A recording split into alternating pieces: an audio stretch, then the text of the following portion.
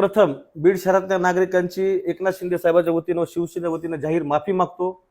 कारण या ठिकाणी गेले 25 दिवस बीडकरांच्या घशाला कोरड होती। मुख्यमंत्री एकनाथ शिंदे साहेबांची भेट घेण्यासाठी आम्ही सर्व जिल्हा प्रमुख परत मुंबईला जातो। त्या ठिकाणी साहेबांच्या कानावर बीड शहरातील ज्या काही समस्या आहेत, जसे की घंटागाडी आहे, स्वच्छता आहे, पाणी पुरवठा आहे, या सर्व विषयावर सविस्तरपणे आम्ही त्या ठिकाणी त्यांचा वेळ मागितलेला आहे। त्या ठिकाणी आम्ही साहेबांशी चर्चा करून तात्काळ बीड शहरासाठी काय करता येईल, कुठला निधी उपलब्ध करून देता येईल, यासाठी आम्ही मागणी करणार आहोत। सांगतो की शाळा करे, वृक्ष करे, अजून दुसरा कुठला अजून हॉस्पिटलचा कर आहे काहीतरी, हे सगळे कर कुठे लावतायत, कुठे आहेत त्यांच्या शाळा? 35 वर्ष झालं शहरातल्या लोकांकडून कर वसूल केला जातोय आणि तो कर कुठं खर्च केला जातोय? शहरानं भोगलंय। बीड शहरामध्ये आम्ही आलो आणि इथले 2.5 लाख नागरिक सुद्धा आले।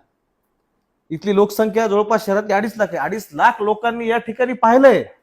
मग मी असं वेगळं सांगून उपयोग नाही ना। भोगलंय त्यांनी, ज्यांनी भोगलंय त्यांना सांगायची गरजच नाही ना काय भोगलंय ते। अहो बीड शहरामध्ये 1150 ओपन स्पेस गायब आहेत, गायब। शासकीय मालकीच्या जमिनी, ज्या काही नगरपालिकेच्या मालकीच्या जमिनी होत्या किंवा कलेक्टर ऑफिस असेल किंवा अजून कुठल्या, त्या जागेवर अतिक्रमण होऊन त्याचे PR कार्ड सुद्धा तयार झालेत। त्या एकेकाळी शिवसेनेचा जिल्हा प्रमुख म्हटलं तर तो आमदारापेक्षाही जास्त त्याचं वेटेज असायचं आणि एक वेगळं वलय असायचं। परंतु खरंच ती शिवसेना बीडमध्ये का दिसत नाही? आहेत 3 जिल्हा प्रमुख। पहिलं जर पाहिलं तर शिवसेनेला एकच जिल्हा प्रमुख होता, आता 3 जिल्हा प्रमुख असूनही ते सक्रिय असतात की नाही, याच विषयावर आपण चर्चा करणार आहोत। यासह बीड शहरातील जे मूलभूत प्रश्न आहेत, या प्रश्नाच्या अनुषंगाने आपल्यासोबत चर्चा करण्यासाठी शिवसेनेचे जिल्हा प्रमुख सचिन भैया मोहोक आहेत। सर्वप्रथम प्रारंभामध्ये स्वागत आहे। नमस्कार। आपण पाहतोय की पूर्वीसारखी शिवसेना जी आहे ऍक्टिव्ह, ती सर्वसामान्यांच्या प्रश्नावर दिसत नाही। नाही, मुळात मला वाटतं तुमचं आकलन थोडंसं चुकतंय। शिवसेना ही पहिले शिवसेना होती तीच शिवसेना आजही आहे। बाळासाहेबांच्या विचारांवर, दिघे साहेबांच्या विचारावर चालणारी शिवसेना म्हणूनच आम्ही इथं ठिकाणी काम करतो। परंतु सत्तेत आल्यानंतर थोडं विकासात्मक दृष्टीनं शिवसेनेनं विचार करायला सुरुवात केली। त्या अगोदर शिवसेना सत्तेत असूनही कधी सत्तेचं वारं कधी पदाधिकाऱ्यांना, कधी लोकप्रतिनिधींना लागलं नाही। परंतु एकनाथ शिंदे साहेबांच्या नेतृत्वाखाली ज्यावेळेस ही सत्ता स्थापन झाली, तो तेव्हा की बाबा शिवसैनिकांनी कशा प्रकारे काम केलं पाहिजे, अजून ह्यात वाढ झाली। मुळात शिवसेनेचा आक्रमक स्वभाव हा पहिले जसा होता तसा आता पण आहे। परंतु कुठे आक्रमक व्हायचं, कुठं संयमाने भूमिका घ्यायची, कुठं विकासात्मक कामावर भर द्यायचा, हे शिवसैनिक आता या शिंदे साहेबांच्या नेतृत्वाखाली आज चांगल्या प्रकारे शिकले। म्हणून आम्ही या ठिकाणी सातत्यानं काही विकासात्मक गोष्टीवर मोठ्या प्रमाणावर आम्ही चर्चा करतो, त्यानंतर त्याच्यावर कारवाई होते। या अगोदर विकासाची कामं यावर शिवसेनेची कधी चर्चा होत नव्हती। मागं उबाटामध्ये आम्ही असताना सुद्धा त्यावेळेस फक्त त्या सत्तेचा लाभ फक्त वरिष्ठांनीच त्यांनी घेतला। खालच्या सामान्य शिवसैनिकांनी तुळशीपत्र ठेवले घरावर, ती आजही त्यावेळेस बर्बाद झाली, आताही बर्बाद होत आहेत त्यांच्या नादी लागून। परंतु विकासाचा रस्ता हा सुद्धा एक लोकांची सेवा करण्याचा मार्ग आहे, हे एकनाथ शिंदे साहेबांनी आम्हाला दाखवून दिलेलं। तुम्ही बोलता बोलता सांगितलं की विकासाच्या मुद्द्यावर तुम्ही काम करताय।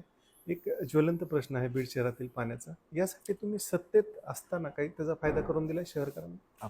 मुळात मी प्रथम बीड शहरातल्या नागरिकांची एकनाथ शिंदे साहेबांच्या वतीनं व शिवसेनेच्या वतीनं जाहीर माफी मागतो। कारण या ठिकाणी गेले 25 दिवस बीडकरांच्या घशाला कोरड होती। जे काही टेक्निकल गोष्टी पाणी पुरवठ्या संदर्भामध्ये त्या ठिकाणी पेंडिंग होत्या, त्या करण्यासाठी प्रशासनाला, इथल्या स्थानिक प्रशासनाला उशीर झाला, हे मान्यच करावं लागेल। परंतु त्या ठिकाणी आम्ही कुठलाही गाजावाजा न करता आम्ही त्या ठिकाणी संपर्कात होतो। जे काही तिथं अधिकारी होते, कर्मचारी होते, किंवा हे लवकर करा, लवकर करा, कारण आंदोलनाची भूमिका आम्ही घेणं त्या ठिकाणी योग्य नव्हतं। उलट ते काम कसं लवकर सुरू होईल, पाणी कसं लवकर बीड पर्यंत येईल, यासाठी आम्ही प्रयत्नशील होतो। आणि आता आम्ही कालच आम्ही त्या ठिकाणी, काल सुद्धा गेलो, याच्या अगोदरही 2-3 वेळेस आम्ही गेलो, परंतु कुठलाही मीडिया ट्रायल काय आम्ही केलं नाही। आम्ही काल परत 3 जिल्हा प्रमुख गेलो, त्या ठिकाणची स्थिती पाहिली। 4 लिकेज पैकी 3 लिकेजची दुरुस्ती व्यवस्थित झालेली आहे आणि काल एक थोडंसं कमी दाबानं पाणी पुरवठा बीड शहराला सुरू करण्यात आला। फक्त एकची दुरुस्ती आहे, त्यासाठी थोडं कॉन्क्रीटचं काम जे काही ते पेंडिंग आहे थोडं, ते सगळं झाल्यानंतर पूर्ण क्षमतेनं मला वाटतं उद्या संध्याकाळपर्यंत पूर्ण क्षमतेनं पाणी बीड शहरामध्ये सर्व नागरिकांपर्यंत पोहोचल. अनेक भागामध्ये पाहतोय आपण घंटागाड्यात जात नाही, या संदर्भात तुम्ही आवाज कधी उठवला?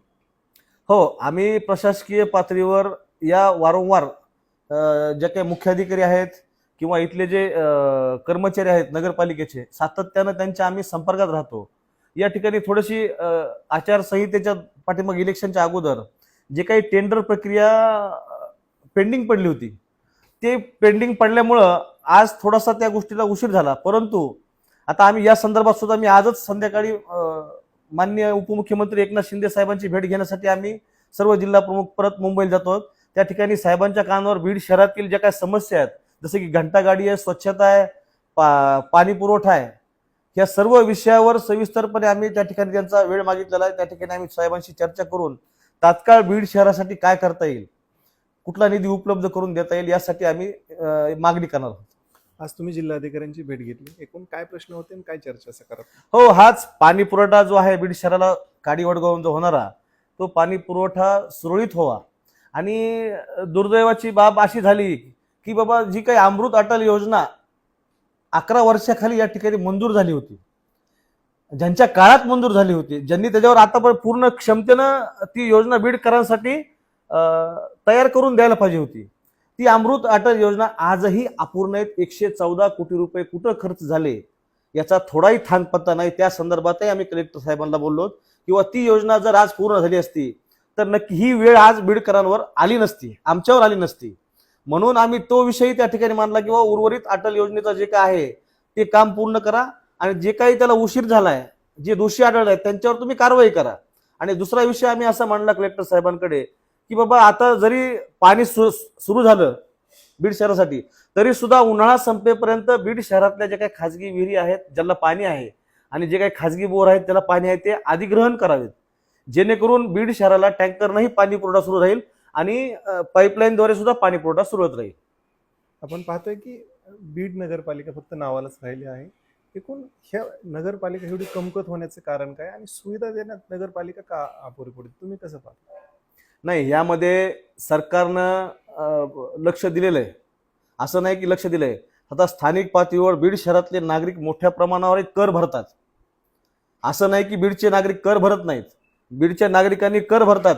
ज्या गोष्टी नगरपालिका इथली सुविधा देत नाही त्याचा सुद्धा कर आम्ही भरतो बीड शहराला, नगरपालिकेला.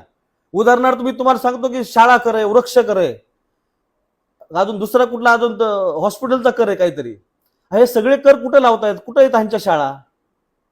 35 वर्ष झालं शहरातल्या लोकांकडून कर वसूल केला जातोय आणि तो कर कुठं खर्च केला जातोय हे आतापर्यंत थांग पत्ता लागला नाही. परंतु प्रशासक म्हणून या ठिकाणी मुख्याधिकारी जे आहेत त्यांनी या ठिकाणी वेळीच लक्ष घालावं. उशीर तर खूप झालाय लक्ष घालायला, पण वेळीच लक्ष घालून ह्या सगळ्या प्रकाराला त्यांनी आळा घालावा.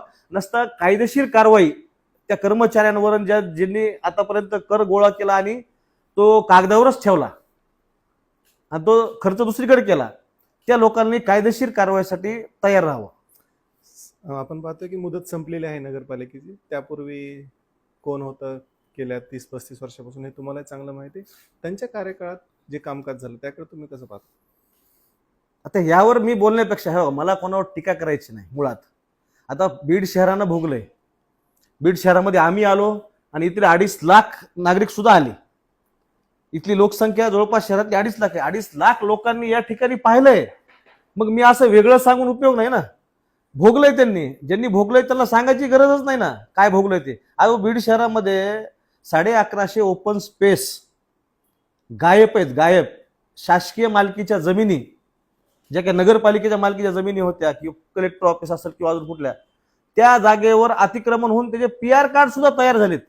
त्या संदर्भातली तक्रार मी एकनाथ शिंदे साहेबांकडे गेली, ते चौकशी सुद्धा सुरू झाली. इथं जर एवढे 1100 ओपन स्पेस जिथं लहान मुलांना खेळण्याचं गार्डन झालं असतं, वृद्धांना बसण्यासाठी त्या ठिकाणी विरंगुळ्यासाठी गार्डन झालं असतं, परंतु ह्या सर्व गोष्टीकडे दुर्लक्ष देऊन लोकांच्या हक्काच्या जमिनी ओपन स्पेस आणि नगरपालिकेच्या मालकीच्या जागा ह्या सर्रासपणे विकल्या गेल्या.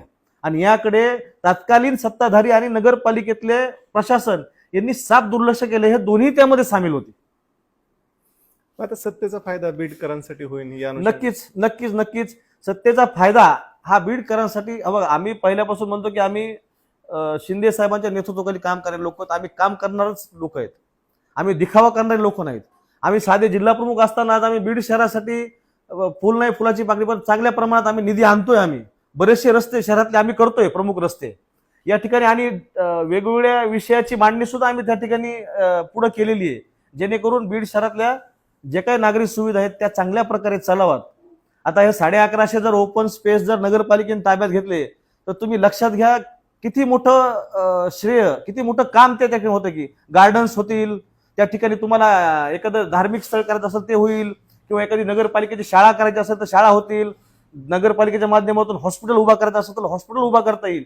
परंतु ही मानसिकता आपल्यात असायला पाहिजे सत्ताधाऱ्यामध्ये. ही मागील सत्ताधाऱ्यामध्ये ही मानसिकता नव्हती. आता एकनाथ शिंदे साहेबांच्या माध्यमातून आम्ही जे सेवेचं काम करत होतो, आम्ही हॉस्पिटल असू द्या किंवा पोलीस स्टेशन असू द्या किंवा दवाखाना असू द्या, प्रायोरिटीने ही सगळी कामं आम्ही लोकांची करतो. परंतु लोकांमध्ये सुद्धा स्वतःहून जागृती येणं गरजेचं आहे, या मताचा मी आहे. फक्त नेत्यांनीच त्या ठिकाणी सगळ्या गोष्टी कराव्यात, उलट लोकांचा नेत्यावर अधिकार आहे. भांडून लोकांनी त्यांच्या गचुऱ्याला धरून नेत्यांच्या लोकांनी त्यांना जाब विचारला पाहिजे की हे का होत नाही, हे कशामुळे होत नाही, हे तुमचं काम आहे, तुम्हाला निवडून कशासाठी दिले. हे लोकांनी जोपर्यंत जाब विचारत नाहीत तोपर्यंत लोकांची मानसिकता ह्याच पद्धतीची राहील आणि नेत्यांची मानसिकता त्याच पद्धतीची राहील. स्थानिक स्वराज्य संस्थेच्या निवडणुका तोंडावर आहे, कसं नियोजन आहे? नाही, स्थानिक स्वराज्य संस्थेच्या निवडणुका बऱ्याच कालावधीनंतर या ठिकाणी होत आहेत संपूर्ण महाराष्ट्रामध्ये. नक्कीच सर्वांना, सर्व पक्षातल्या लोकांना, सर्व सामाजिक कार्य करणाऱ्या लोकांना ही उत्सुकता होती की बाबा कधी निवडणूक होतात, कारण बरीचशी विकासाची कामं ही ठप्प झालेली होती. ठप्प झाली म्हणण्यापेक्षा त्या ठिकाणी काय होतं की बाबा लोकप्रतिनिधी नसल्यामुळं अधिकाऱ्यांवर एक प्रकारचा दबाव नव्हता, वचक नव्हता. अरे त्यांच्या पद्धतीनं अधिकाऱ्यांनी त्यांची आरेरावी आतापर्यंत केली. परंतु परत एकदा लोकशाहीचा उत्सव या ठिकाणी सुरू होणार आहे. त्यातून जनतेची कामं करणारी, लोकांमध्ये जाऊन कामं करणारी आणि ज्यांच्या पुढं लोकांसाठी काय करायची इच्छा आहे अशाच लोकांनी त्या ठिकाणी प्रवेश होणार आहे. चांगल्या प्रकारे बीड शहरामधली जनता आता सुज्ञान झालेली आहे. हे 25 दिवसात, 30 दिवसामध्ये नाही तर मागच्या 30 वर्षामध्ये लोकांनी फार काही भोगलेलं आहे.